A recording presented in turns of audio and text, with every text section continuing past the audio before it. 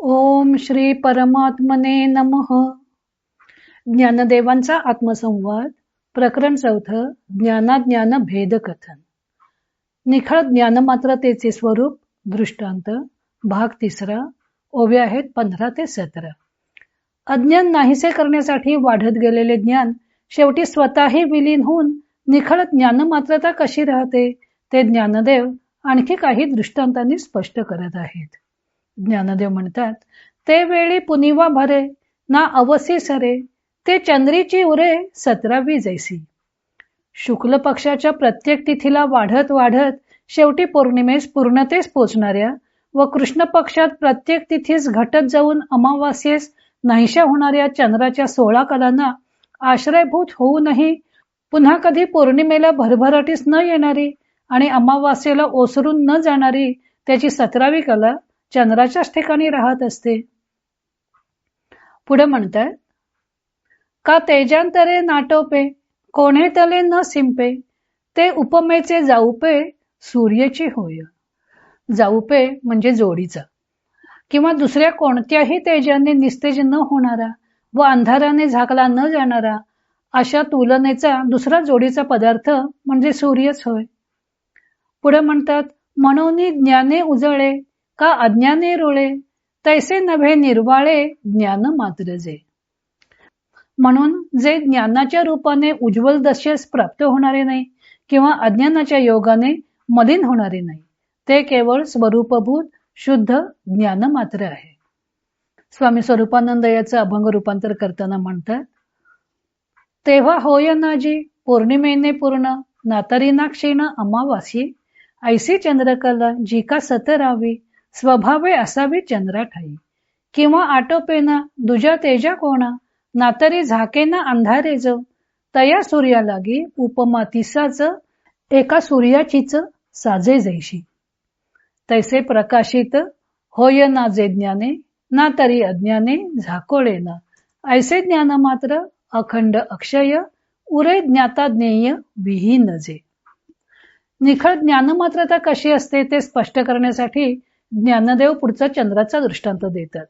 कृष्ण प्रतिपदेपासून चंद्राची एक एक कला कमी होत जाते व अमावास्येला तो अजिबात दिसेनासा होतो. नंतर शुक्ल प्रतिपदेपासून चंद्र एकेका कलेने वाढत जातो व पौर्णिमेला पूर्ण रूप प्राप्त करतो.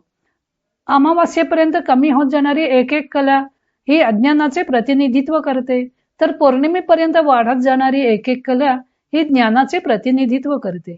जणू काही एकेका कलेने वाढत जाऊन ज्ञान उत्कर्ष पाहून अज्ञानाचा नाश करते व पौर्णिमेपर्यंत पूर्ण रूप प्राप्त करते. नंतर पुन्हा त्या ज्ञानाचा अपकर्ष सुद्धा होऊ शकतो. चंद्र हा वाढत जाणाऱ्या व घटत जाणाऱ्या 16 कलांना आश्रयभूत असतो, परंतु त्या 16 कलाहून पृथकपणे राहणारी 17वी कला त्याच्याच ठिकाणी राहत असते. ती पौर्णिमेमुळे पूर्ण होत नाही अथवा अमावास्येमुळे नाहीशी होत नाही. ती 17वी कला म्हणजे चंद्रच. त्याच्यावरच या 16 कला येतात आणि जातात. स्वरूपभूत 17वी कला मात्र तशीच उत्कर्ष अपकर्ष विरहित असते. पौर्णिमेचा प्रकाश व अवसेचा काळोख दोन्ही त्याच्याच प्रकाशात लोपून जातात. तसेच अशा या उत्कर्ष आणि अपकर्ष पावणाऱ्या ज्ञानापेक्षा केवळ ज्ञान किंवा आत्म्याची स्वरूपभूत ज्ञप्ती मात्र अवस्था ही वेगळी असते. पुढचा दृष्टांत आहे दिवस आणि रात्र यांचा.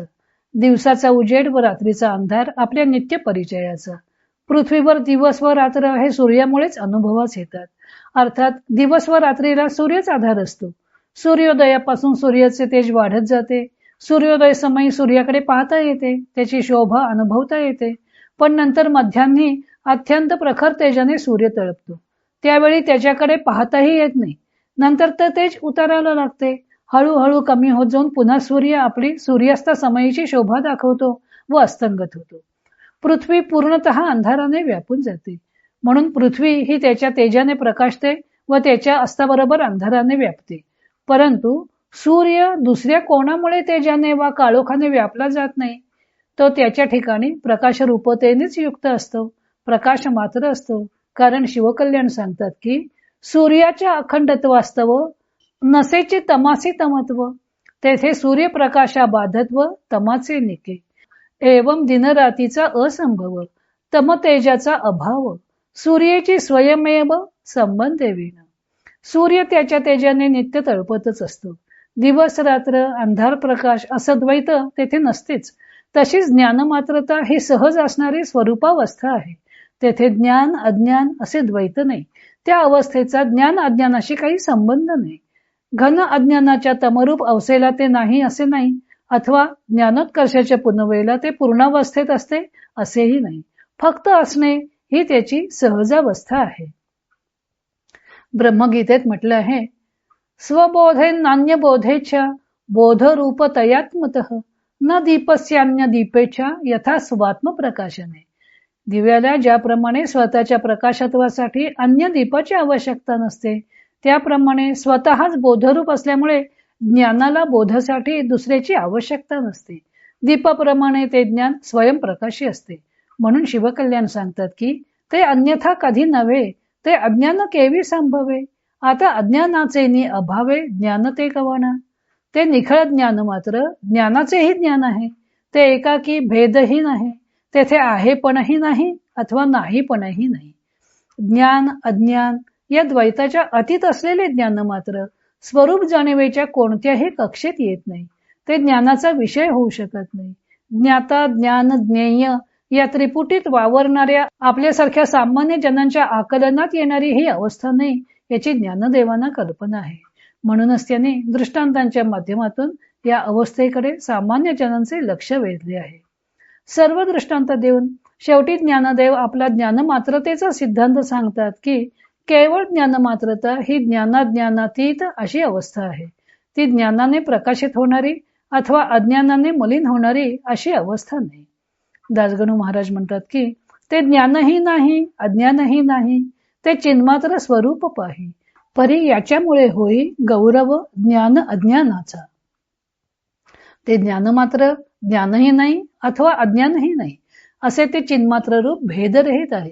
त्याचे तेच एकपणे नांदत आहे आणि त्याच्यामुळेच ज्ञान अज्ञान यांचा गौरव होतो, म्हणजे ते प्रसिद्धीला येतात. एकूण आत्म्याचे स्वरूपभूत ज्ञान ज्ञान व अज्ञानाला आपल्या पोटात घालते. ज्ञान व अज्ञान दोन्ही ज्ञानमात्रतेत तद्रूप होऊन जातात. उत्पत्ती विनाशशील उत्कर्ष अपकर्षयुक्त ज्ञान अज्ञानाहूनही भिन्न अशी ही ज्ञानमात्रता आहे.